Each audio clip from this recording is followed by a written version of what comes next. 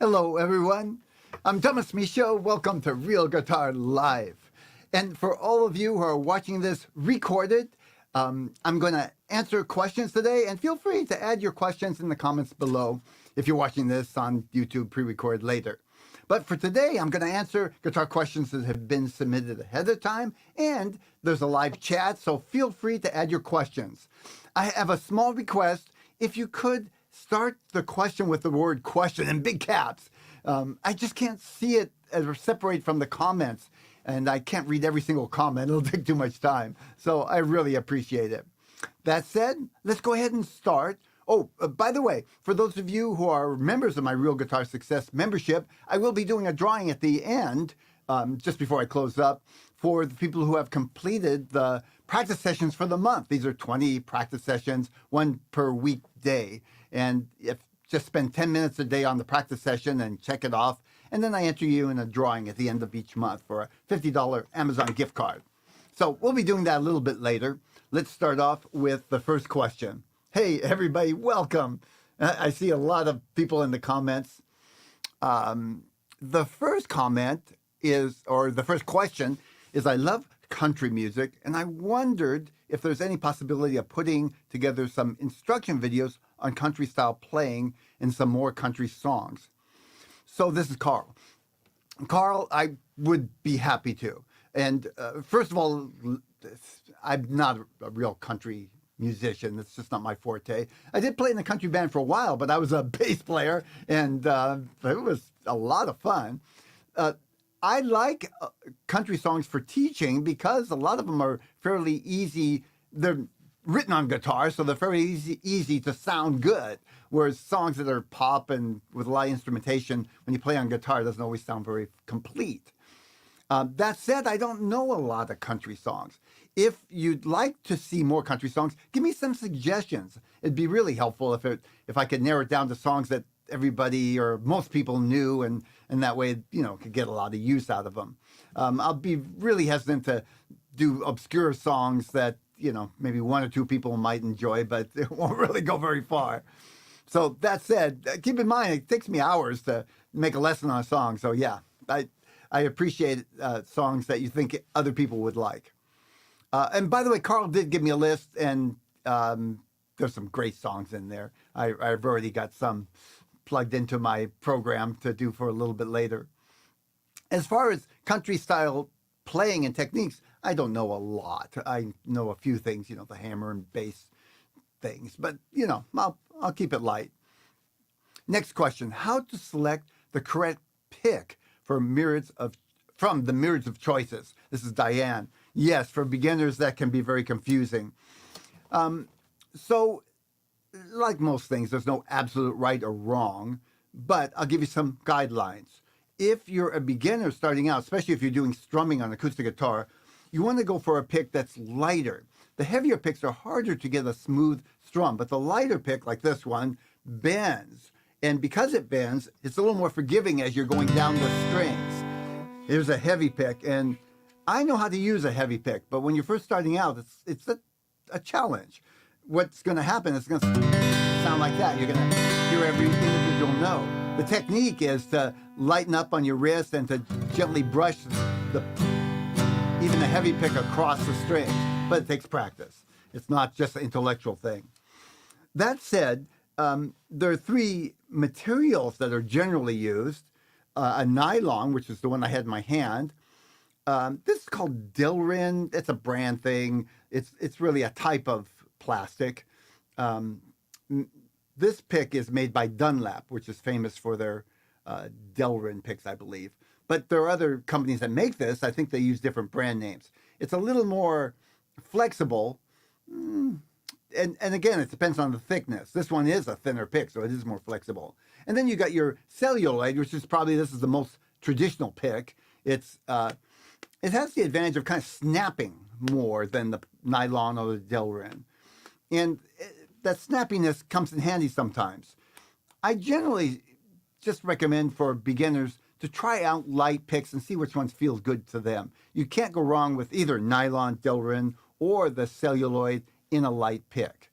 And they're cheap enough to have some of each and play around with them for a while. It's not the kind of thing you're not buying a guitar that you're going to have to live with for a while.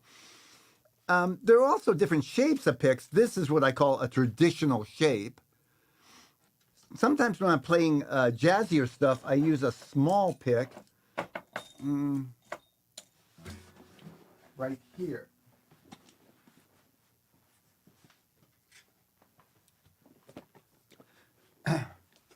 This is a heavy, small pick. Not really recommended for beginners again, but if you've been playing for a while, you might want to experiment with it. It's smaller and this one's thick. It allows me to play fast leads. I use it especially on my nylon string guitar, but a lot of jazz players use it on a steel string guitar. This particular pick has a little bit of rough part on the back, partly to hold the pick in my hand and partly to attach to my guitar. It's Velcro. I put it there. That way I can just attach it to my guitar, and that way I can use my fingers on my nylon string guitar with the pick sitting right there. There are big picks. Some people like them because it's easier to hold on. I don't care for that, the big triangle picks. But it's worth experimenting with. I prefer just this traditional pick for most guitar students. This is what I normally recommend. It's this shape, and I can only think of it as a traditional shape. The traditional Fender pick looks like this. This isn't Fender, though. There's millions of copies. It's this celluloid material, and it's this traditional shape. There's also finger picks, and I won't get too much into that, but you can actually get a hybrid pick that's both a finger pick or a thumb pick, I should say. It's attached to your thumb, but you can still pick with it. Probably not a good thing if you're just starting out. More to experiment with once you get comfortable with a basic strumming and picking with a light pick. It's okay to move up to a medium thickness. So a lot of picks come in light, medium, and heavy. But there are a whole range of other picks that they use numbers. So these Delrins, they all go by numbers. So they have more choices. In other words, instead of 3, there's like 5 or 6 different numbers. Just go for the numbers in the middle. I don't remember the numbers. I just grab one that feels right. They come in different colors too, but different brands have different colors, so that doesn't help. So here's a thick one, Dunlop yellow. A little too thick for most beginners. Really good on bass, by the way. And then here's a different brand. Oh, this is a Dunlop. They call it Ultrex. I don't know what's different about it, but it's thinner. Okay, so that said and done, get yourself a few picks. Some stores have these big trays of picks, and you can like pick 1 or 2 of each of several different picks and try them out. That's the best thing to do. Go for the lighter picks if you're strumming on the guitar. If you're playing lead, that's where I like the heavier pick. The problem with the light pick, this is the heavier pick, is when I go to play lead, because it flexes, it doesn't quite snap back fast enough to play fast leads. So if I did that with a thin pick, the pick's kind of flipping or bending while I'm trying to get back to the next note. So that's often where I'll use a thicker pick when I'm playing rhythm and lead. When I go to the lead, I want that thicker pick. So I've learned to strum with a thicker pick and still make a smooth sound. Hope that helps. Next question. Jama, could you explain how to play natural harmonics? I can play them fairly well on 12, 7, and on the 5th fret, but I have a real problem on other frets. Is it possible to play natural harmonics on any fret? The short answer is no. So he's talking about natural harmonics. This,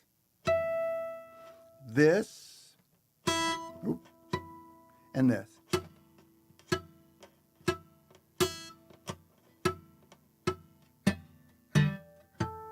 There. There. 5th is a harder one. 7 is pretty easy. And 12th is pretty easy. Probably the easiest. Those are called natural harmonics. There are other types of harmonics, but they're not natural harmonics. What that means is that you finger a fret. So I'll say the 1st fret here. Now the harmonic was here on the 12th fret, but it's moved to here. And you can't finger it and do the harmonic at the same time. So there's a technique where you use your hand, pick with your finger, and then do the harmonic with your 1st finger. So like this. There it is. I learned the technique, practiced for a little while years ago, and then didn't use it much and kind of lost practice. So I can't really use it in my playing that way. I use natural harmonics. That's pretty easy. Good question. Next, what are some simple beginner fingerstyle songs we could practice in both 4/4 and 3/4 time? I'm going to look over at the comments right quick just to make sure everything's working. You guys hear me fine? There's no complaints so far, so that's a good sign. I want to make sure this is a little bit of a new setup, so I've tested it, but you never know till you go live. Okay, please let me know if the sound's too low or if it's anything's not working. I would love to know and fix it right away. Next, what are some simple beginner fingerstyle songs so that we could practice in 4/4 and 3/4 time signatures? So here's the issue, Paul. Simple is not correlated with the song. Simple has to do with the arrangement of the song. So you can take what most people consider an easy song. Let's say Silent Night. Silent Night. And you can make a pretty elaborate fingerstyle version, or you can make a very simple fingerstyle version. So what you need to do is to just do a search. If you're looking for songs in general, do a search on the web, simple fingerstyle song arrangements. And songs will come up, but they'll be arranged in a simple manner. If you just say fingerstyle songs, you're going to get a whole myriad of from easier to hard to very hard. That said, I know you're a member of Real Guitar Success. I have a whole section on fingerstyle songs. Let me see if I can present that. This is still kind of new for me. Share screen. What can I share screen? Yeah. It says, yes, I can. Well, let's do it. So there we are. This is in Real Guitar Success, and there's a bunch of fingerstyle songs, and I rate them so you know what you're getting into. Most of them are pretty easy because I know they're for beginner students. But if you haven't already, go ahead and go through the first fingerstyle adventure and the second one because I've integrated some easier songs right into there. And you'll find more if you want to expand on that here. And there's several pages of that. There, something like that. So I'll tell you, I happen to know that, like the Silent Night is a pretty easy version. And Oh, Susanna is not that easy. I would say more of a medium thing. Brahms' Lullaby, more in the medium, that kind of thing. You can look at them very quickly and see if they have a lot of notes or just a few notes. Okay, so the next question is, if I remember correctly,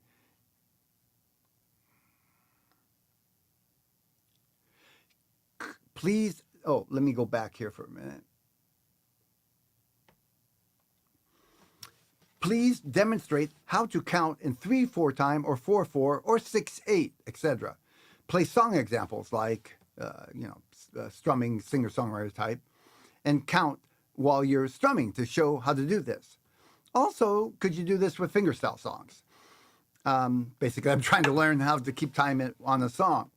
So this is a great question. It's one of those things I kind of take for granted because I've been doing it for years and years. I don't really think about it. But I remember both myself and when I was teaching live at my music school, people have a hard time hearing the beat or where the actual beat of the song is. So that's the first thing when you're trying to count the song is find the basic beat of the song. If you can listen to it, the original song. Here's the basic strum. Here's the beat. 1, 2, 3, 1, 2, 3. 1, 2, 3, 1, 2, 3. Or 4 would be 1, 2, 3, 4. 1, 2, 3, 4. 1, 2, 3, 4. And then spend some time listening to songs and count out the beat.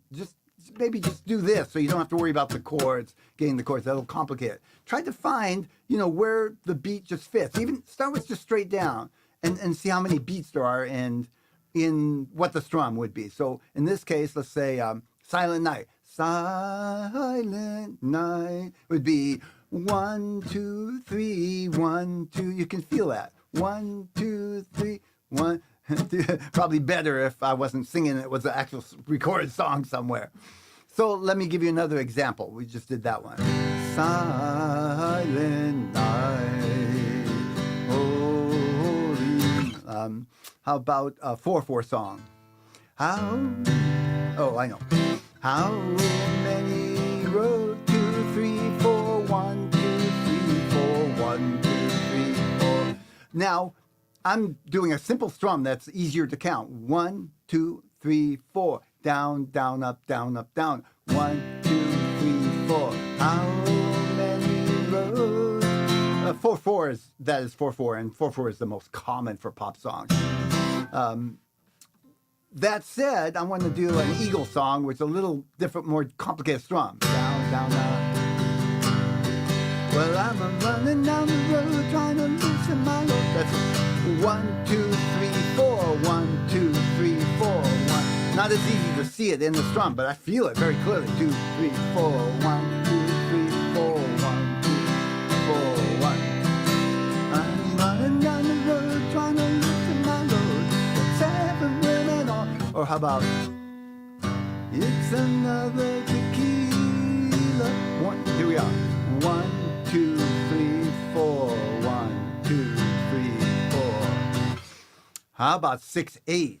A little harder. 6/8 is felt to me in like 2 pulses. So it's da, da, da. The main pulse is 1, 2, 3, 4, 5, 6. So 1 and 4 get the emphasis. It goes like 1, 2 kind of thing. But you want to count 6 beats to make it easier to understand. 1, 2, 3, 4, 5, 6. So this is 1, 5. That's 2 beat emphasis. But each of them have a triplet. And it's very common in this kind of stuff.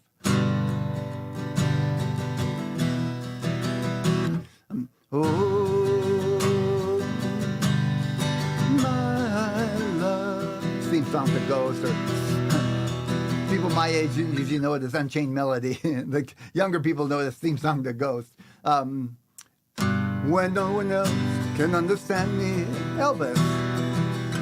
When everything, 2, 3, 1, 2, 3, 4, 5, 6, 1, 2, 3, 4, 6. Well, how about this one? A little more difficult. There is a house. No. Okay. There is a house in New Orleans. So that's a strum that animals use. But it's 6/8. It's 1, 2, 3, 4, 5, 6. 1, 2, 3. Or what they do is 1, 2, 3, 4, 5, 6. 1, 2, 3, 4, 5, 6. 1, 2, 3, 6. 1, 2, 3, 4, 5, 6. 1. Without singing, it's easier for me to do the strum properly.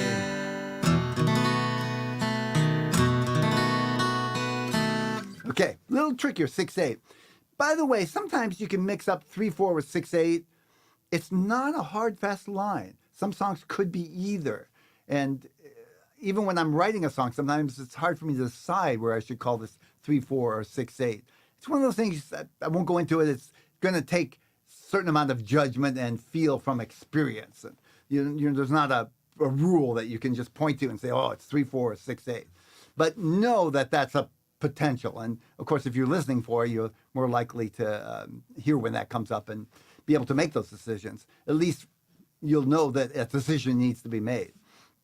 Okay, so fingerstyle. Let's do, what's a...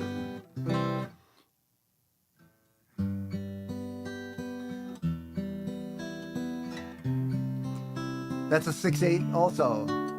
1, 2, 3, 4, 5, 6. 1, 2, 3. So you can play that same song, the theme from Ghost. Oh, my love, my darling. And Silent Night is 3/4. Silent Night. 1, 2, 3, 1, 2. 1, 2, 3, 1. It's that waltz feel, 3, 4. Dun, dun, dun, dun.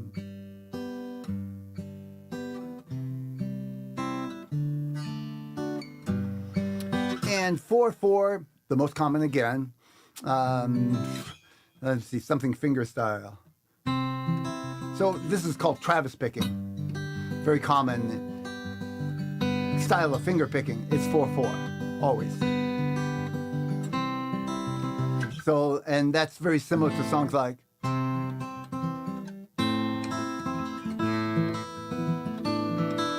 Dust in the Wind. 4, 4. 1, 2, 3, 4, 1, 2, 3, 4, 1, 2, 3, 4, 1, 2, 3, 4. But most simple songs, simple folk song. Now I'm going to go to Real Guitar Success and just look at some of the songs I got in there. How about to the, let me show you where I'm looking here.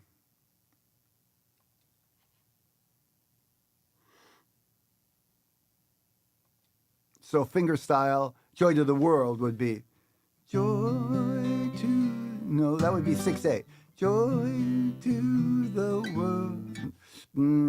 Depends. I could play it either way. It's not an absolute. Oh, Susanna's going to be most of the time 4, 4. 1, 2, 3, 4, 1, 2, 3, 4, 1, 2, 3. Brahms' Lullaby. The lullaby gives you a hint. Lullaby, 3, 4. Dust in the Wind we just covered. Bossa Nova style. 4, 4. Always. 1, 2, 3, 4. 1, 2, 3, 4. 1, 2, 3, 4. 1, 2, 3, 4. Hard to count and do that. I'm doing an offbeat strum there. Scarborough Fair. I don't know. I don't remember. I'll just look. Look at that. It's 3, 4. 1, 2, 3, 4. Do, do, do, 3, 4. 2, 3. 1, 2, 3. Do, 2, 3. 1, 2, 3. 1, 2, 3. 1, 2, 3. There we go. That's a good way to do it. What's next? One more. Let me pick another 4, 4. Let's see if I can see a 4, 4. Something everybody knows. Greensleeves. That's a 3, 4. Interesting. I have an unusual representation of 3, 4, because more songs are normally 4, 4. More folk pop songs. Malagueña, Spanish thing. 4, 4. Think of it offhand. I'd play him. I'm not going to take the time to look at the music, but definitely 4, 4. Okay, so that's enough for now. And let's look over to the questions today. Good question. You know, that strumming thing, I'm thinking I should make a lesson on that. I'll write myself a note, because that's one of those things that I think a lot of people could, even that have been playing for a while, could kind of use some thinking about it. Let's see what we got. No, Marco Polo's busy. He's out for a walk, Mark, and he's having a good time. I can't compete. He gets treats when he goes for a walk.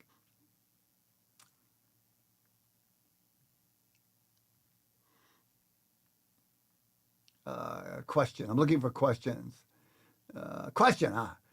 Michael, can you please explain what is 8-bit shuffle and 12-bit beat shuffle in strumming electric guitar styles? I have to say, Michael, I don't know. That's something I could probably figure out, but I don't know off the top of my head. I'm not going to make up something and lead you astray. Sorry about that. Maybe if you think of it, if you could write a comment in Real Guitar Success, I will do some research and explain it to you in my words. Maybe even make a lesson if I think it's something other people would know, would want to know.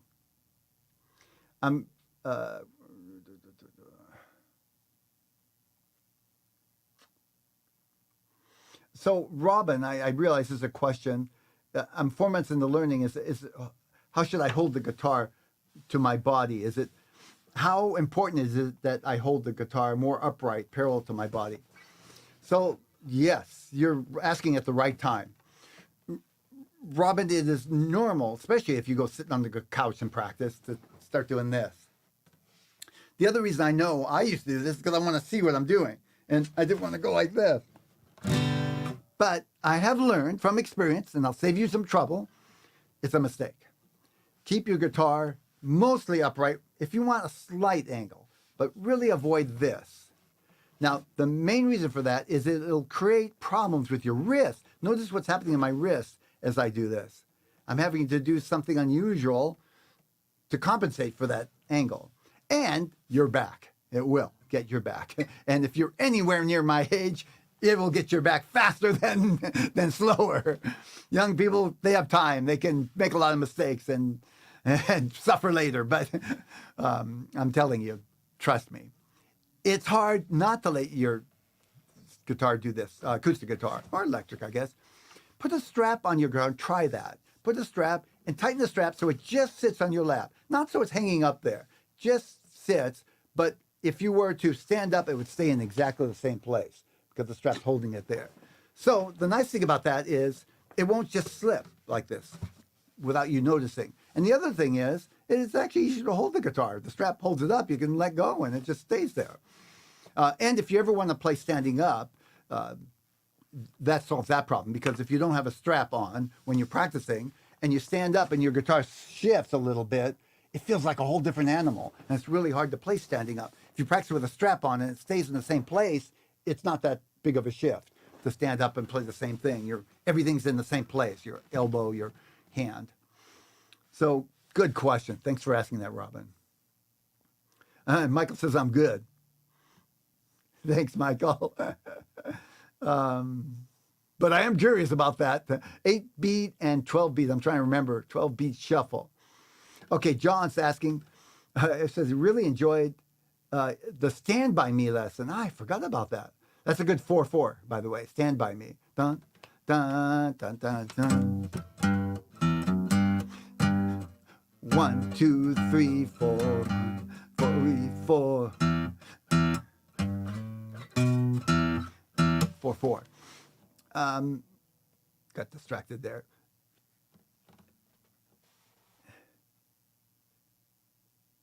I think I cannot see your whole question. Let me move up here. It says, I really enjoyed your Stand By Me lesson. Are there any more in this style using percussion on guitar? I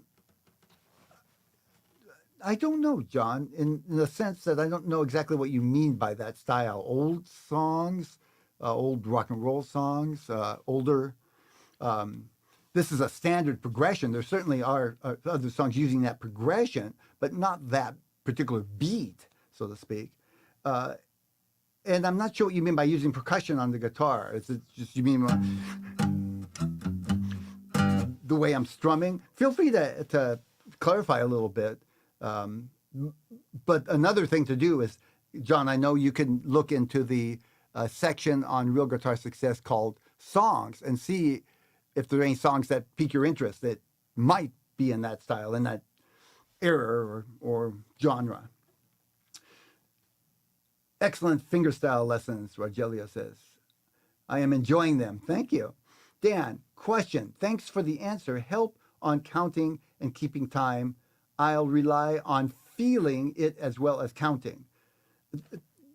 Good point, Dan. And again, I want to emphasize the feeling often is an educated feeling by listening to songs and counting them. And after even tap your foot, and you'll see that over time it gets easier and easier. And then try the guitar and go back and forth. What's the difference between classical guitar and the flamenco guitar? Ooh. Let me grab my flamenco guitar and I'll use it as explanation.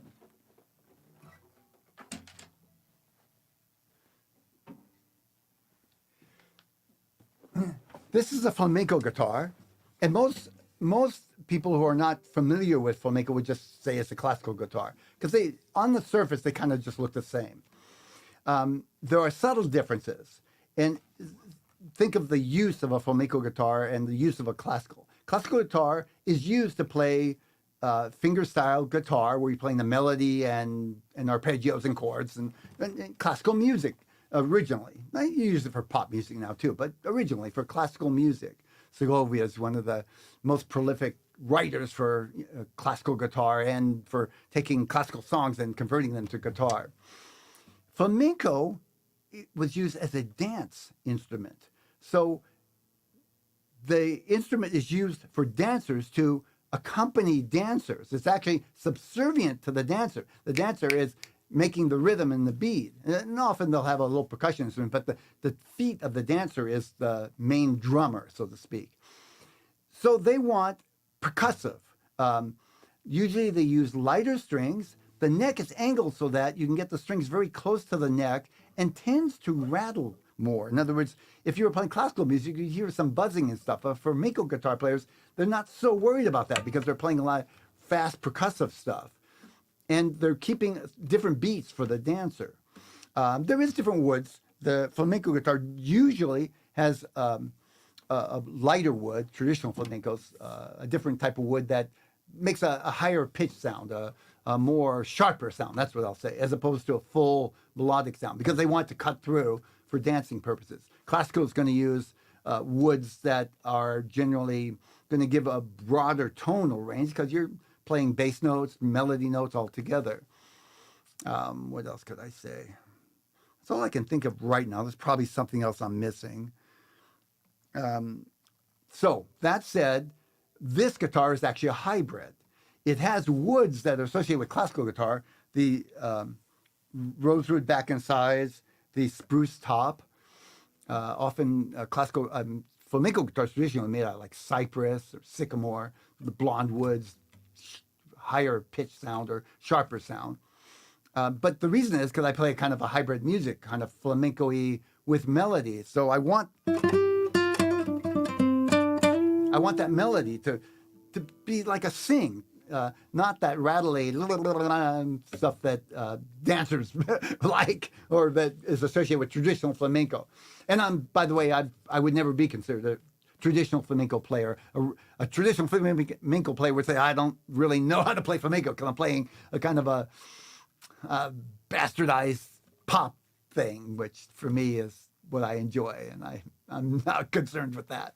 But all said and done, this would be considered a hybrid type classical flamenco, and it is used by very famous flamenco guitar players that as one of their tools in their, like Paco de Lucia has a guitar similar to this. Matter of fact, by the same maker, because he was doing some things that were kind of this kind of fusion flamenco-y pop thing.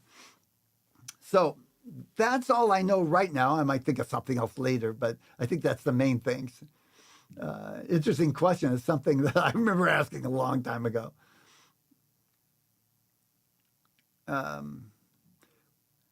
Oh, you're welcome, Robin. Yes, try to sit up. Right, isn't this what our parents? So sit upright. You'll be sorry later. Yeah, I didn't pay attention. By the way, I go to massage every week and I'm constantly doing exercises to stretch my back, partly from recovering from my years of playing like this. But I've got it under control. Question. What would be a good BPM increase when we go up like how many BPM click increments? He's talking about a metronome. This is Rogelio. He's asking about a metronome. And on the metronome, each click is 1 beat per minute faster. So if you're at 60 beats per minute and you're doing an exercise and you want to go up, you're going to go up maybe 63, 4, or 5. They do in increments somewhere between 3 and 5, depending on how taxing the exercise is. I was doing a tremolo exercise where I was actually doing 1 BPM, well, 1 or 2, 3 in that area, between 1 and 3. In the early stages, I was going up 3, but then I got to where I would just do 1 BPM faster each day. And I got to a place where I had to go back and start over again. But there are other exercises that can go up 5 BPM. I would say between 1 and 5, probably 2 to 5. Not many situations where I'd actually just go up 1 BPM. It's not enough to notice the difference. And experiment, and you might have to adjust. The exercise you might be able to initially go up, faster, 3, 4, 5 BPMs, and then get to a place where you have to narrow that down to like 2 or 3 BPMs and work on that for a while, and then go up a little faster. And don't be afraid to once in a while just go back and a ways. You don't have to go back to the beginning, but go back a ways and then build up again. That's the process. It's not a straight line. It's just the way it is.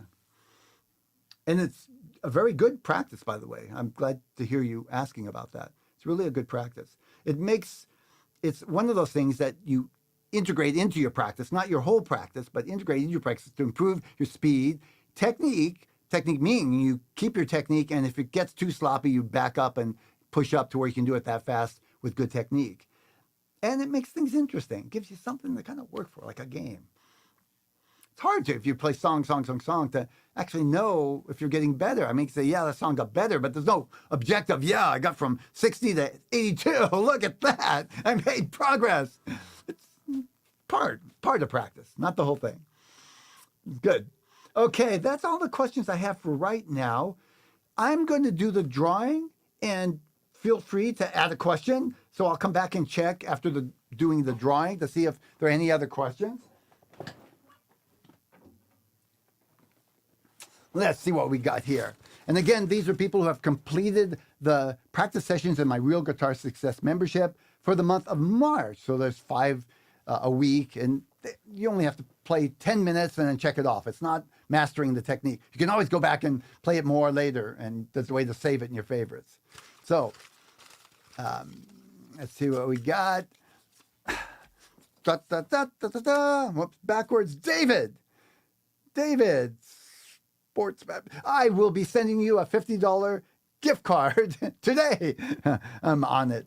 And all of you who have participated and did the 20 sessions for the month, good job, really. Just showing up is 90%, really. And so I'm really proud of you. Okay, any additional questions before I log off for today?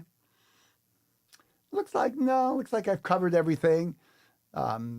Thank you so much for being here with me today. I really appreciate it. And thanks for adding your music to the world. I know it's not always easy, but what's the option? To just lay back and let life pass you by? Keep it up. I'll be back next month, first Thursday of every month. Please send me your questions ahead of time if you want. Something like that 8-bit and 8-beat shuffle. I would have looked that up and been able to have an answer if I had some heads up on that. But feel free to show up and just ask your questions live too. That's always fun, and I really don't mind just winging it. Thanks again. I look forward to seeing you again next month. Bye. You're very welcome, everyone.